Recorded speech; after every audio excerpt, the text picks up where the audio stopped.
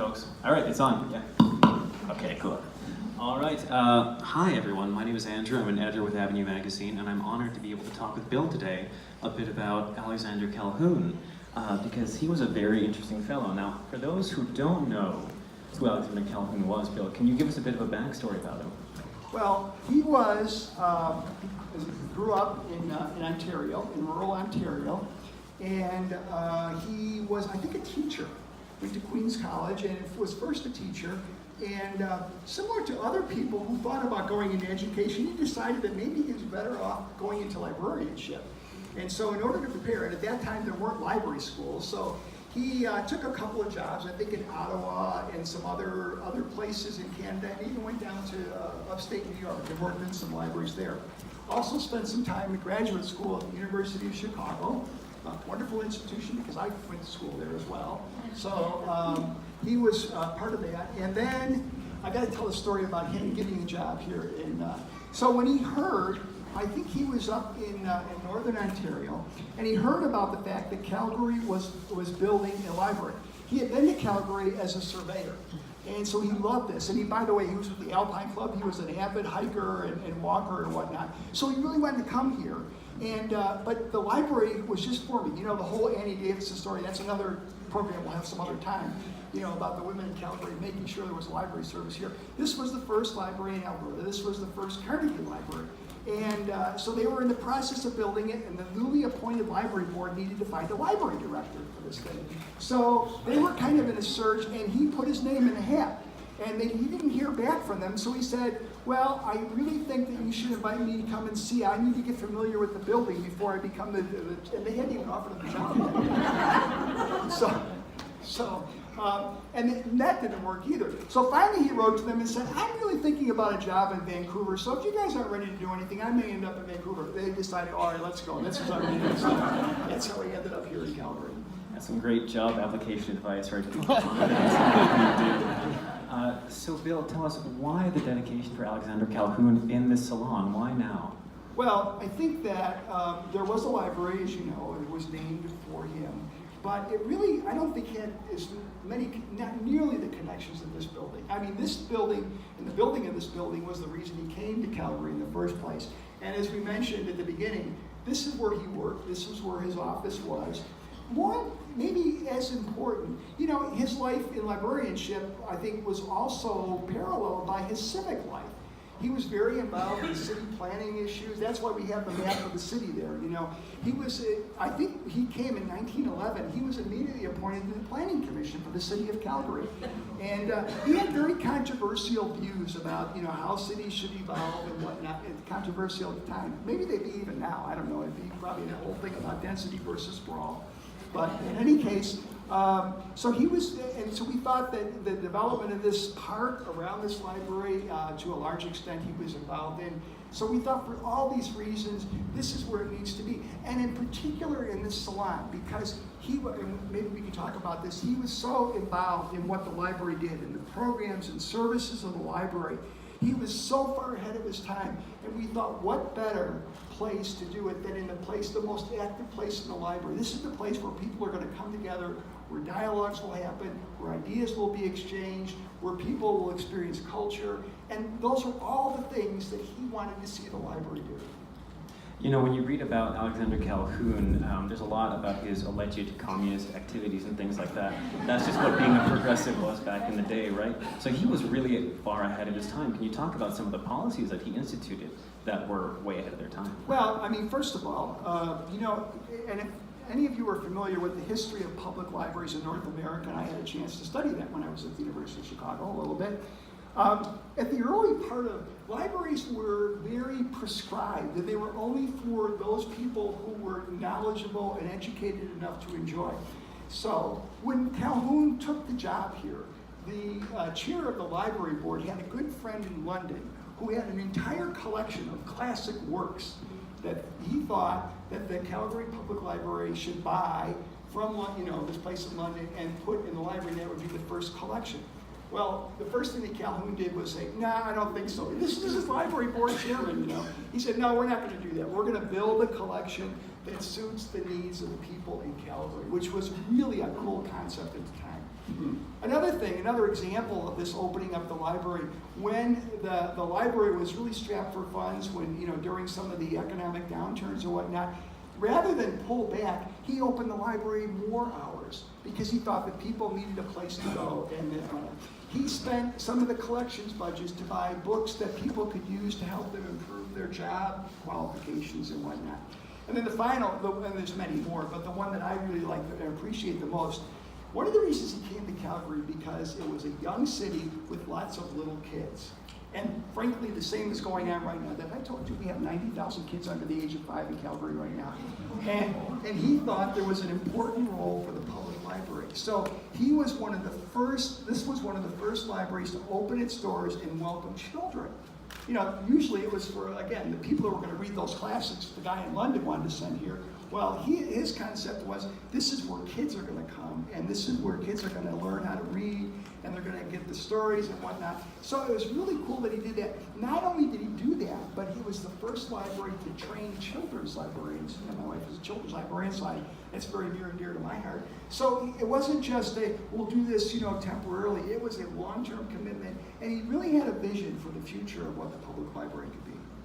Just incidentally, that board person that he was saying no to was R.V. Benet, who was the future Prime Minister of Canada. Oh, thank you for that detail.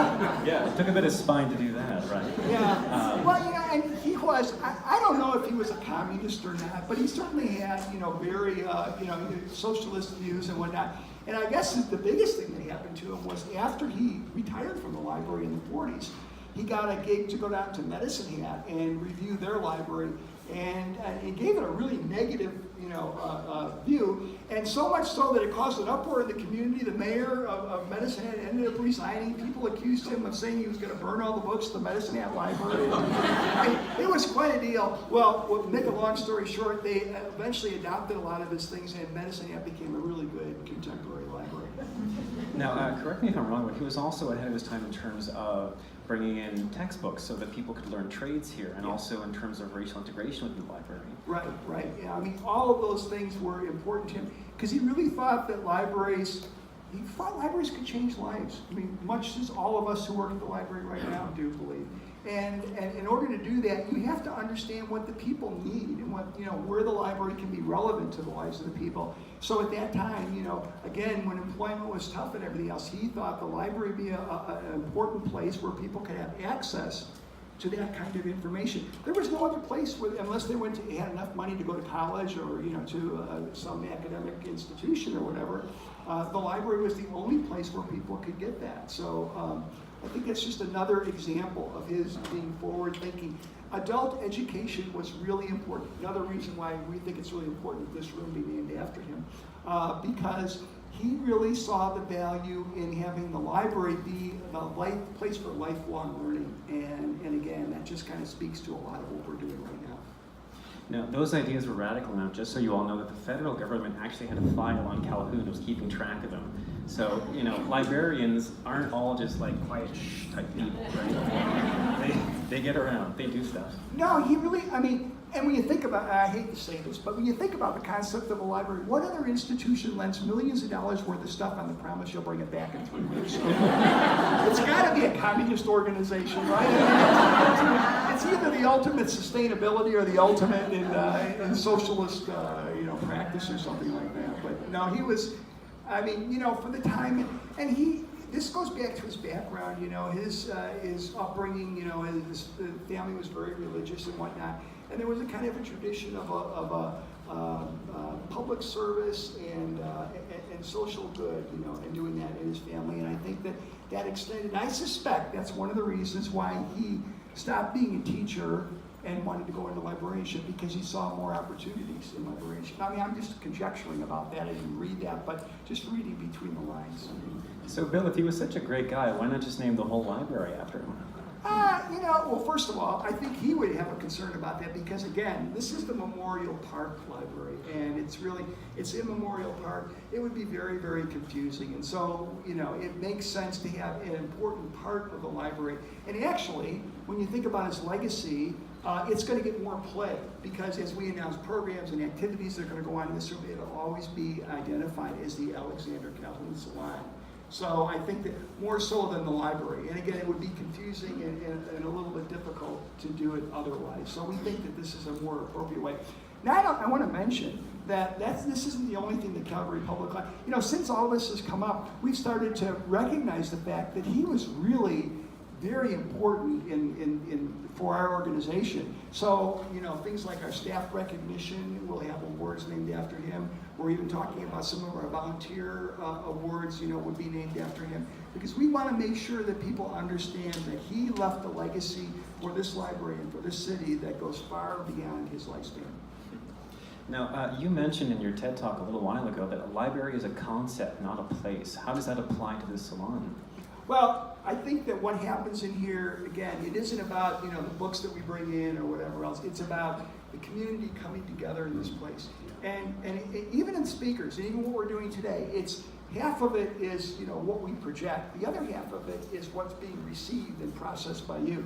So I think that really is the idea of, the content, the concepts that are here, are things that go far beyond the walls of this library. And again, they can go out into the rest of the community. We're by the way, we're not above, when the weather's a little bit better, going outside and doing programming outside and everything else. And it's not just about the four walls of the building. Well, let's talk about outside, because when Calhoun showed up here, he called this an unsightly bit of sand and scrub, and I think it's evolved a little since then. How has the library evolved in its own right since that time? Well, he certainly, I guess they've cleaned up the park a lot since then or whatever. But, well, again, I think that we've gone through different stages like any institution, of having, maybe more forward and maybe a little bit more kind of, I wouldn't say restrictive, but, a little more conservative approach to librarianship or whatever. But, the idea, one of the other things that he did, and this was something, again, that was quite radical, was that there was the idea of branch libraries. Now, again, it was typical in a city like Calgary that you would have the one main library, and that's where everybody had to come. I grew up in Chicago, where, if you were doing a paper, you had to go downtown to the Chicago Public Library, and that's where you got all your information, because it was big enough to hold all the books and the periodicals and everything else. And so, that was kind of the concept, but they recognized that the library needed to extend out into the neighborhoods that were growing in Calgary. So he was involved in the development of some of the earliest branches here in Calgary. But he always made the point that he didn't want to do it to the diminishment of the central library, that they would be adjunct to that. I think that concept has changed a little bit over time. We now have the approach that library can be anywhere. We have book trucks. We go to all the licensed daycares in the city. We go to day homes in the city. We go to senior care centers.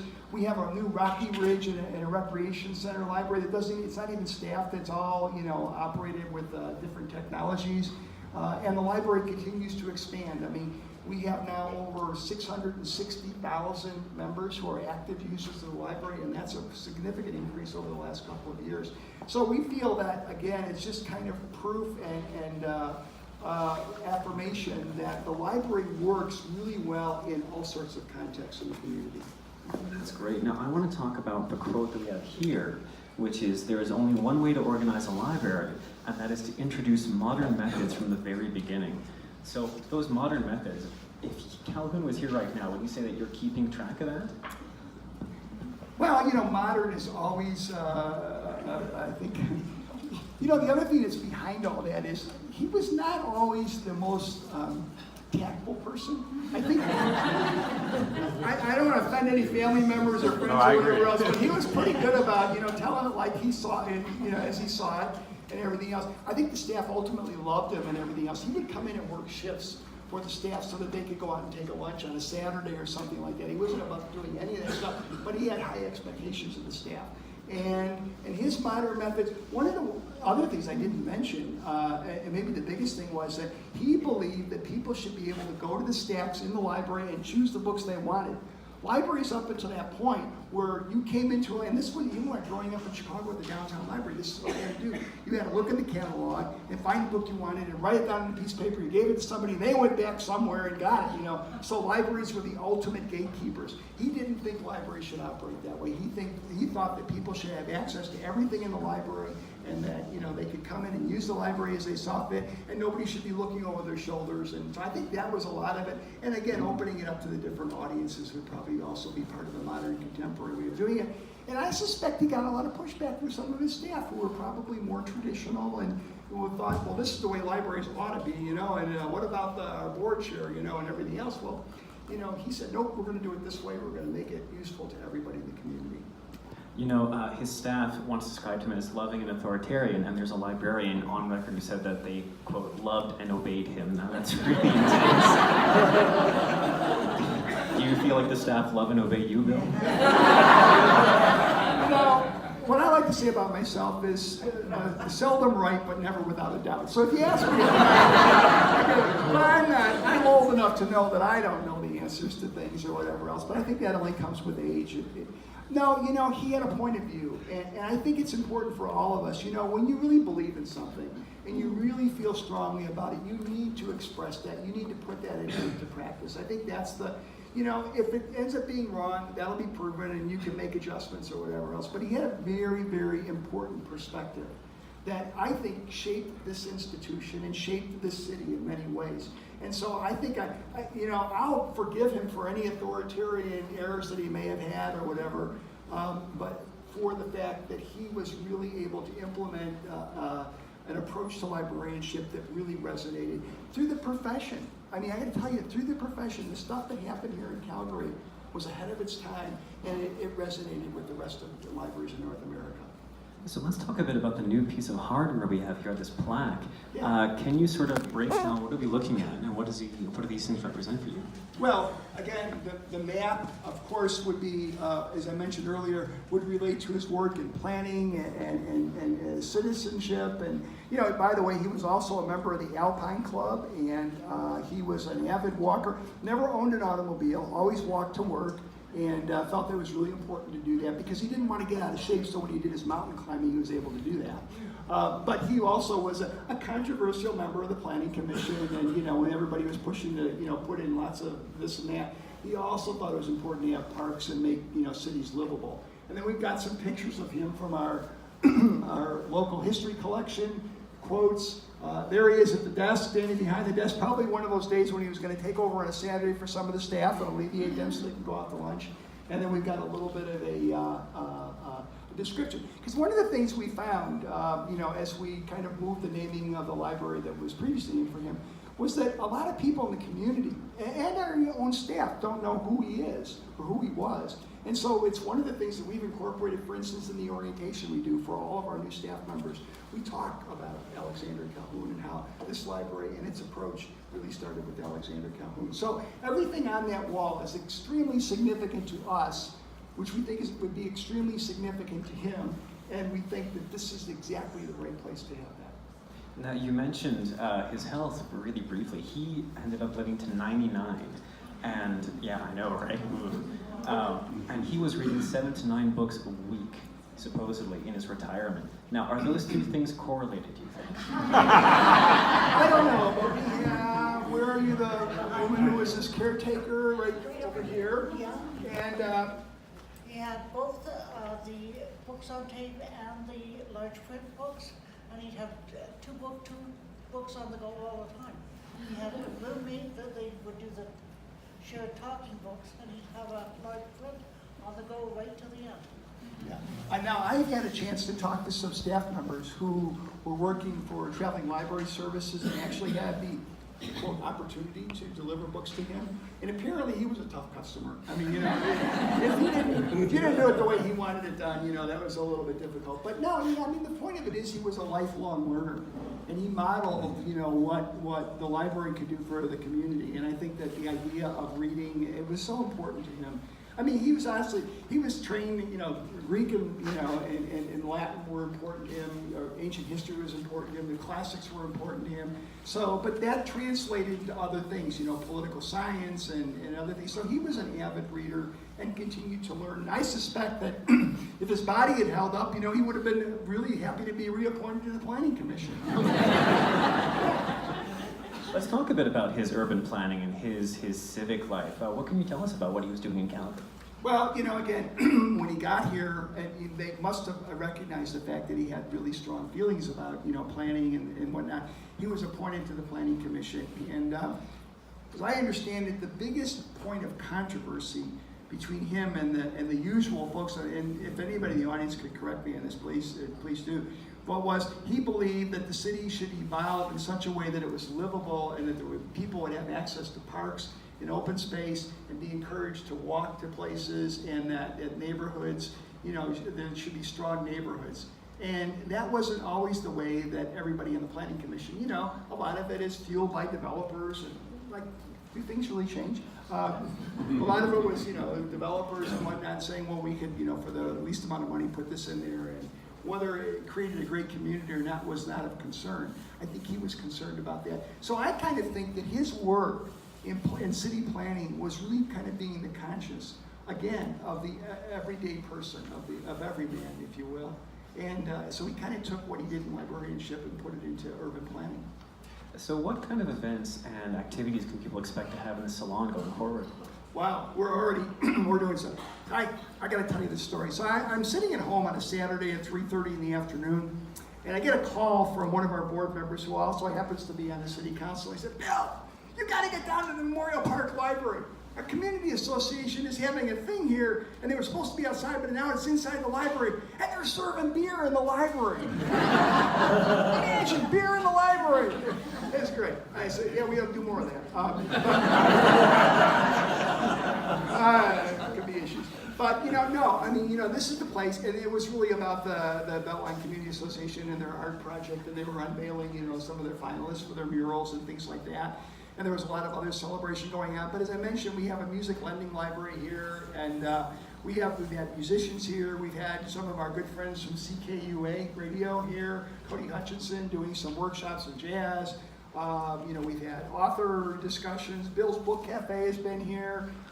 Shelley with WordFest, and we do WordFest upstairs. We do WordFest down here sometimes, and so we got that going on. I mean, that's the point. This place ought to be activated. We don't need the space for books. We've got plenty of books down the street, but this is where community comes together. And we happen to be sitting in the youngest, hippest, most urban area in all of Canada, right around here. So this has got to be the place where it happens. And, rather than looking at this as not being an asset, we're saying this is the place where we can model how the rest of the library can really come alive for communities.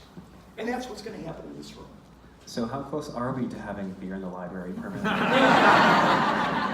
I don't know, is anybody here from the Beltliner? Because they really would like to put a lounge downstairs.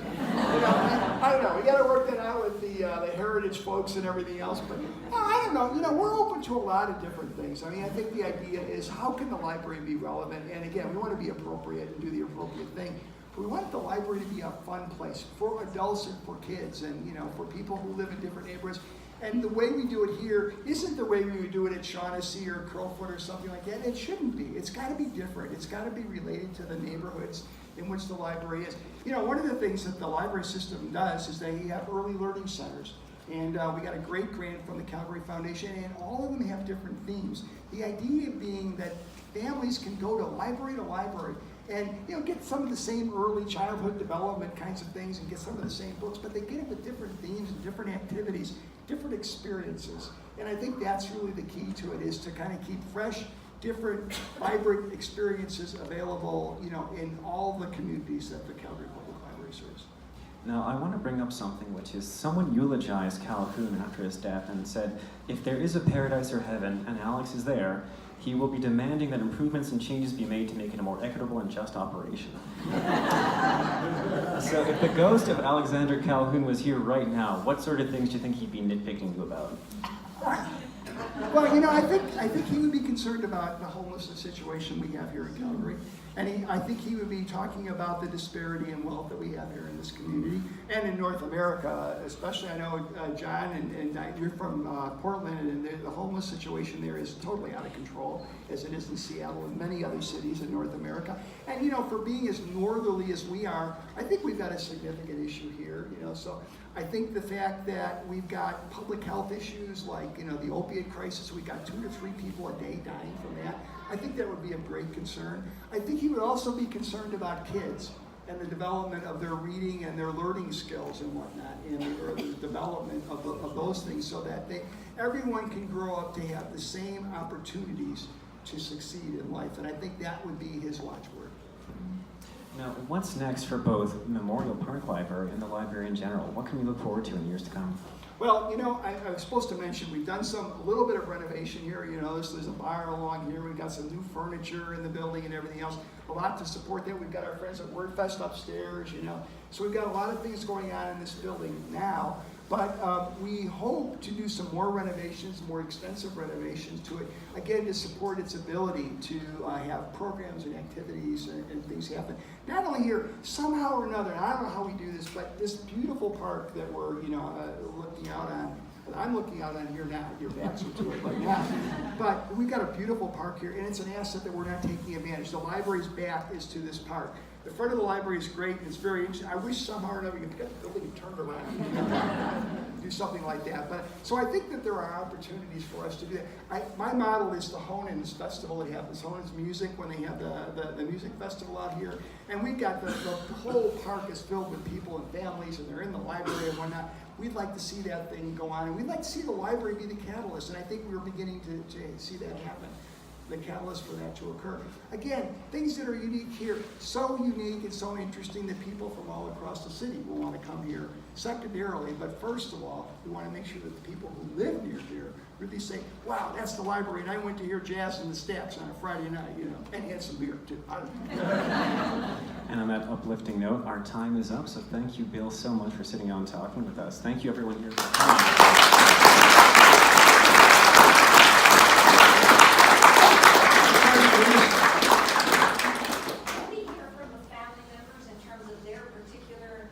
Memory of, you know, Calhoun and everything. I'd love to hear from them. Drop them here. John, we'll give you the microphone. You got to be brief because, you know, we're on schedule here. But your son is coming out for the tour, by the way. Yeah, everything he said about him, he was always sure of himself, quite self-confident, and had strong opinions on everything. As a child, I remember most in the mountains.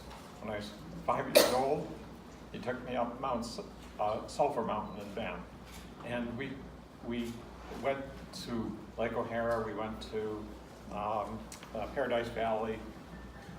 Every other summer, I was out here, and he'd take me up the mountains, and that's how I fundamentally remember. As I got older, and I was in my 30s by the time he died because he lived so long. I got to know him better and his political opinions. He had strong views on the world. Some of them helped shape me, some of them I disagreed with, but he was a vibrant person doing all kinds of things. He was a Renaissance man. And the one thing that Bill didn't really get into is all the things that he did after he left the library. He left that in 45. I was born in 44. He was active up until the last few years of his life. So he was hiking in the mountains in his 90s. He helped start, I think I read 25 different organizations in the city. So full-time, going all the time.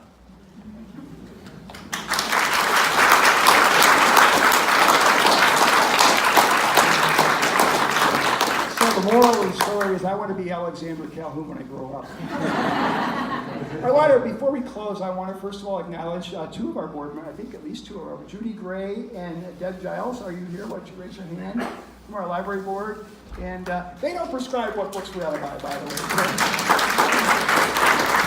So let's give a round of applause to Andrew. He did a lot of work to prepare for this, you know. Thank you,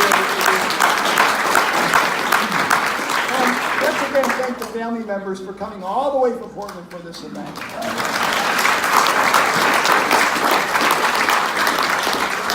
All of you who are involved in Historic Calgary Week, you know, thank you for letting us latch on to your week to do this event. We really think it's great. And now do I turn it over to Sarah? Yeah, she's got her walking tour starting in a minute, just outside here. Thank you all so much for being here. Sarah? All right.